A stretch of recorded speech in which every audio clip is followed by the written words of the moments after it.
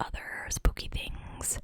So I would love to hear your suggestions for what you would like to see for the month of October that is a little spooky and a little different from what we do here on a regular basis. So please drop your comments in the box down below and let me know what you want to see for Spooktober. So I have another missing persons case for you tonight.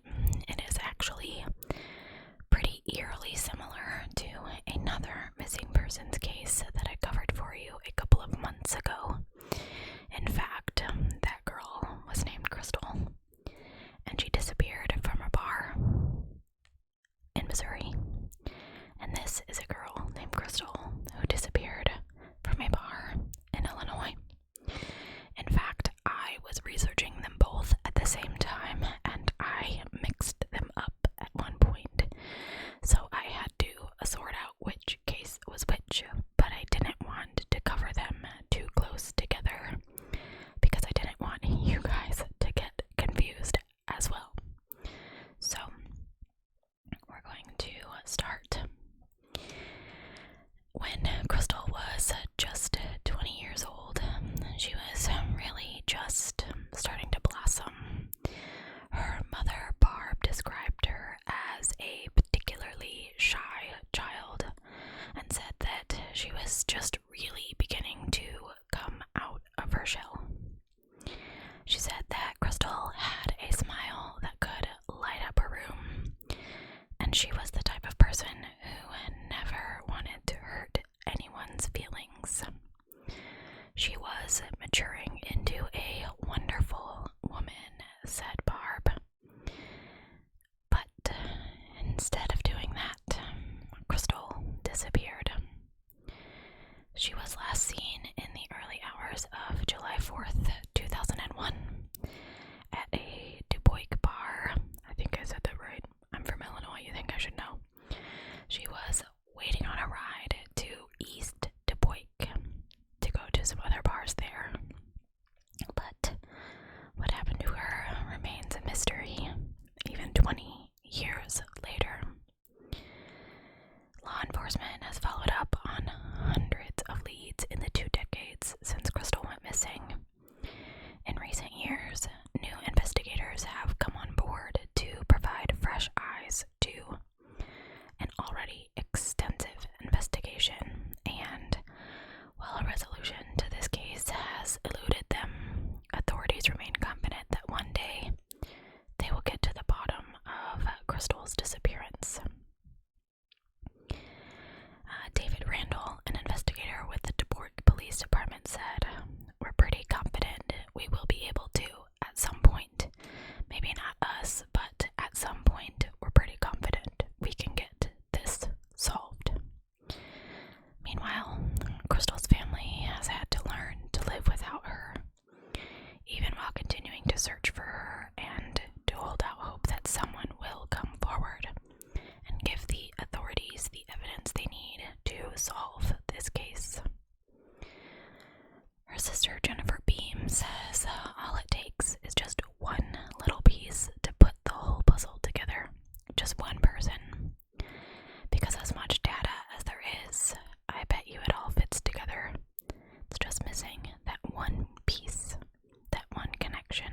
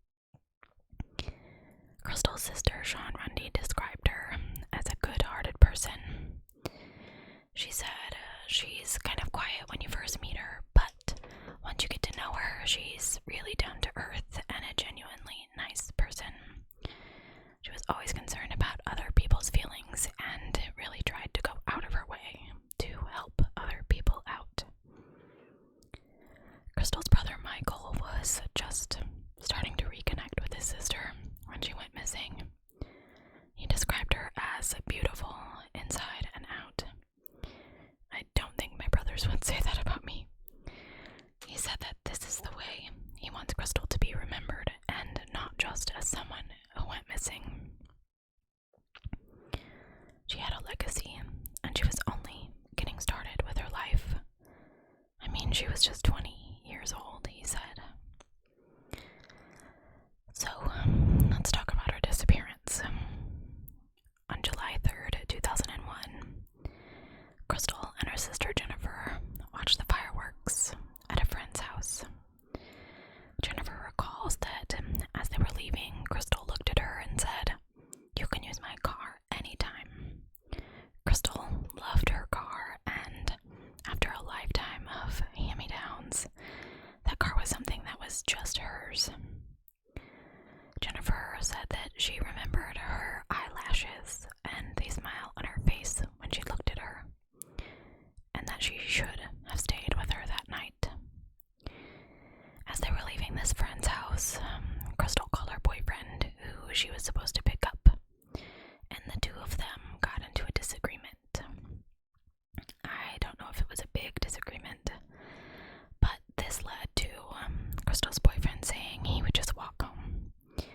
So Crystal then decided to go with her brother Michael, his fiance, to a saloon called Knickers in Du Bois, where they met up with several other friends.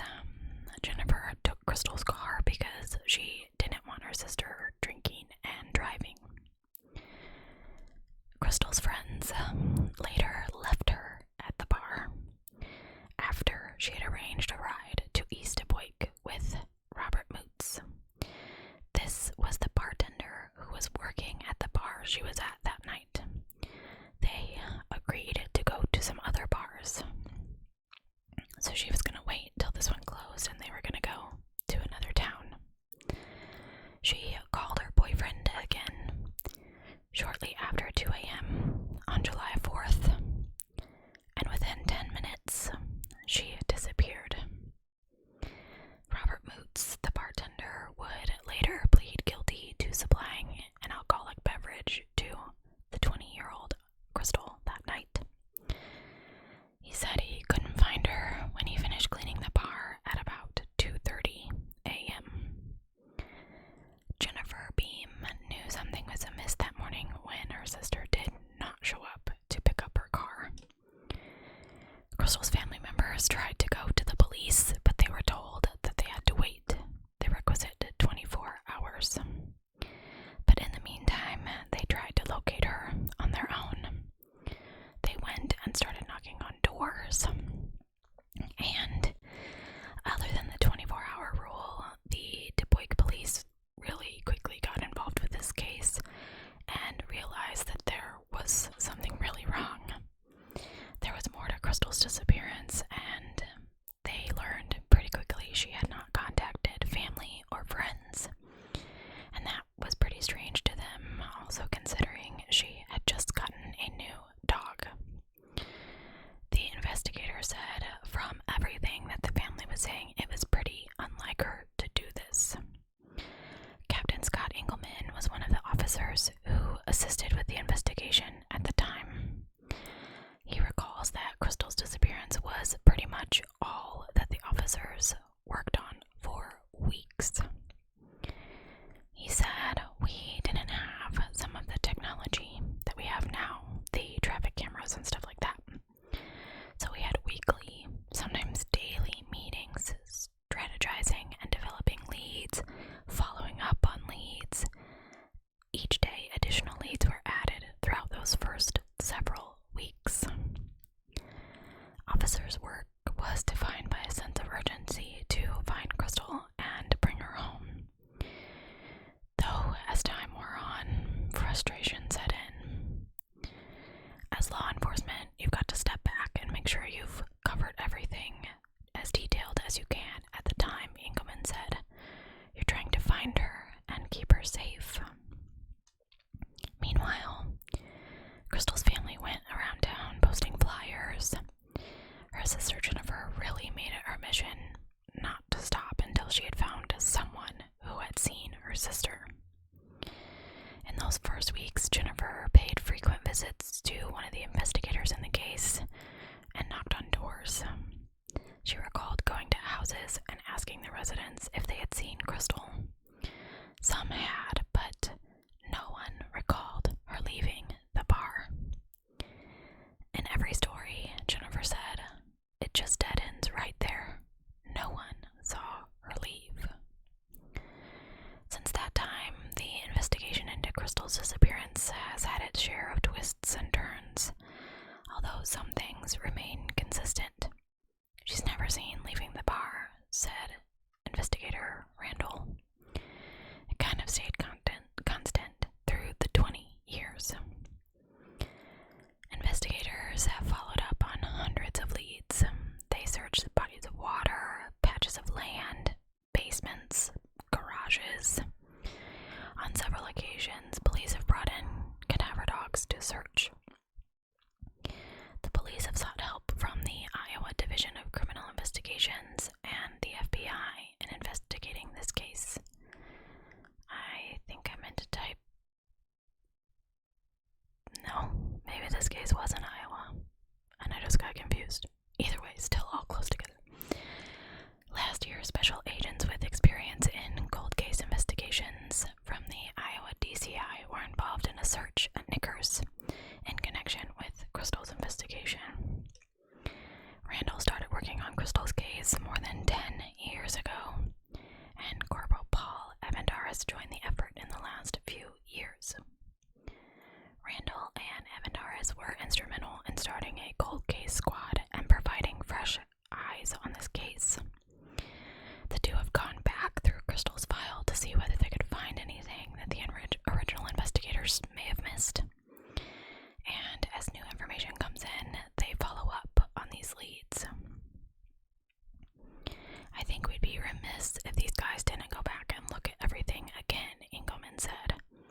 And part of that is to talk to everyone again. And we have done some of that. Police still receive information and leads on a somewhat regular basis. Some weeks we'll get one or two different people that call in about different information, and sometimes we'll go a month without anything. But it never stops, even 20 years later. Often, the tips that come in are drawn from the many rumors and theories that surround this case. The strength of the police's original investigation to help officers suss out rumors, many of which have remained mostly the same over the years. We can go back to the original investigation and know that those guys followed up on them and proved they were not accurate, Evandaris said. Randall said the establishment of a cold case squad in 2019 with members from the police department, the DuPage County Sheriff's Department, and the DCI has allowed law enforcement officers to collaborate on cases such as Crystal's. Instead of having just one or two guys looking at it and taking information as it was coming in, we have a larger group of people, more minds to look at it, Randall said. He also said that the key focus is on the people who are at Knickers Saloon around the time that Crystal went missing. Based on the time frame, there is a pool of 12 to 15 people who could know something. While the police cleared some people in Crystal's circle early in this investigation, they can't rule out anything until they know exactly what happened. We've looked at it with fresh eyes and fresh input, so we might have generated a new list, Evandaris said. So somebody might have been cleared prior with the original investigation that came up in ours that we have not cleared yet. So that list can change as time goes on and more information comes in. In 2002, police were investigating two brothers, Stephen and David Peacock. They were both at the bar the night that Crystal disappeared, and they moved from DuPage to Mount Horeb, Wisconsin, soon after she went missing. Randall said the brothers since have moved from Mount Horeb and do not live in the area, but he declined to say where they were now. Randall said the brothers have always been persons of interest in this case, but investigators have not spoken with them recently.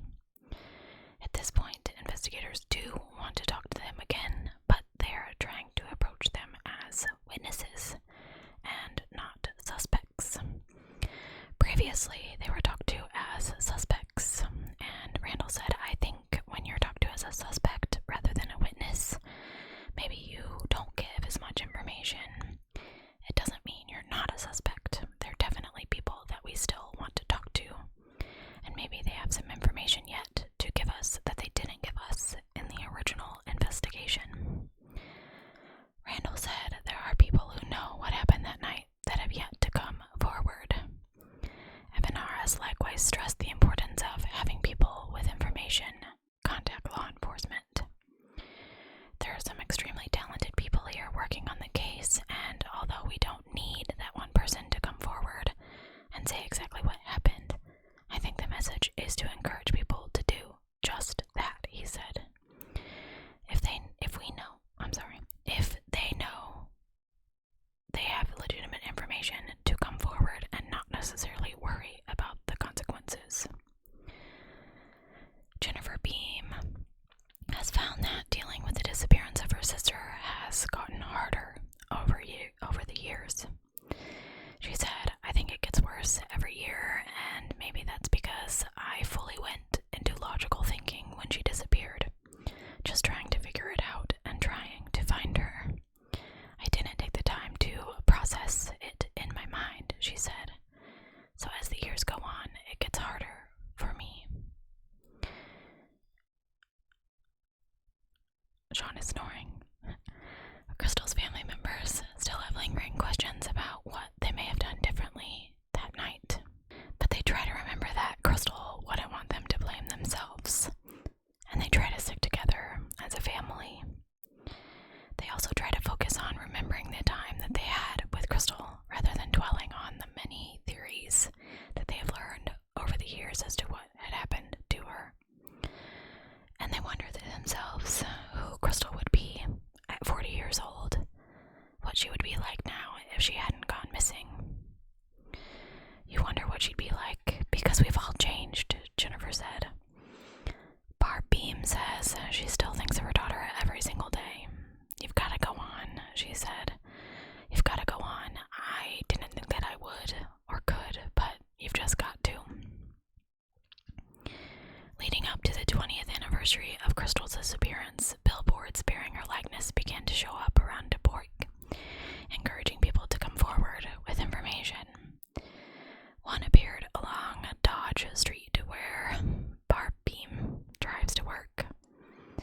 She said, if I turn my head as I'm going to work, I say good morning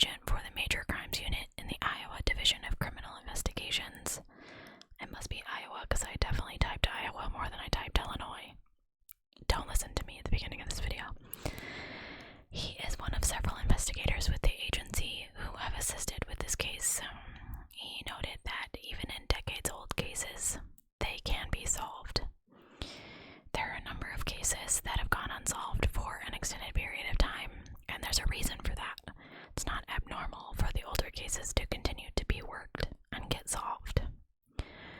Dubuque police encourage people with legitimate information about Crystal's disappearance to come forward, regardless of whether or not they think it is important or that the police may have heard it. Sometimes all it takes is a little bit of information to lead us down the right path, Detective Engelman said. So, again, this is another one of those cases that is just completely strange to me.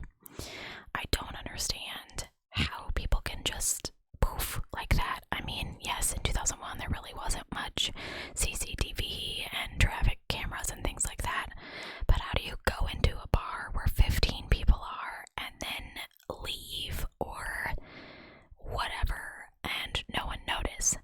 Now, I do find it strange there weren't any accounts of people saying, yeah, she was still there when this Moods guy, it was just her and him, and everybody left because he was cleaning. Because I could really find that a viable option if she was waiting with him to go to these other bars. They were going to ride together, so she was hanging out there waiting for him to clean. I myself have been that person. I have bartended and been the last one there and had someone waiting with me.